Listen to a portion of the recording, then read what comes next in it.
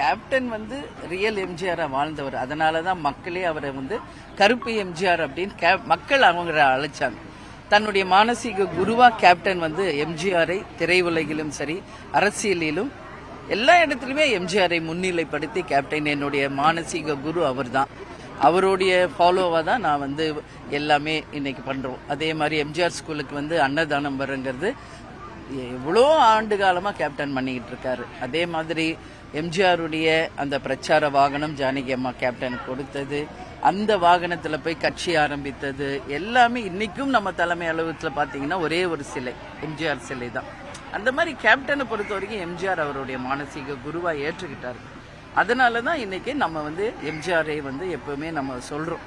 அதுதான் இப்ப மற்றவங்க அதை பத்தி சொல்றாங்களா, அது ஏன் சொல்றாங்கன்றது அந்த கேள்வி நீங்க அவங்க கிட்ட தான் கேட்க. வர்றவங்களுக்கு நம்ம வந்து அட்வைஸ் பண்றதுக்கெல்லாம் ஒன்றும் இல்லைங்க. ஏதோ ஒரு டிசிஷன் எடுத்து தான் வர்றாங்க.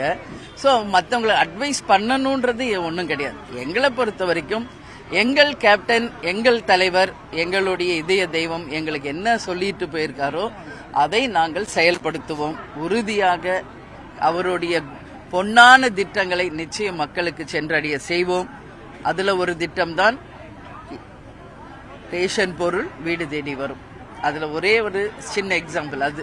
அந்த மாதிரி இன்னும் ஆயிரக்கணக்கான திட்டங்கள் அவருடைய பொன்னான கனவு திட்டங்கள் இருக்கு. நிச்சயம் அவருடைய அருளால அந்த மக்கள் கிட்ட போய் சேரணும்.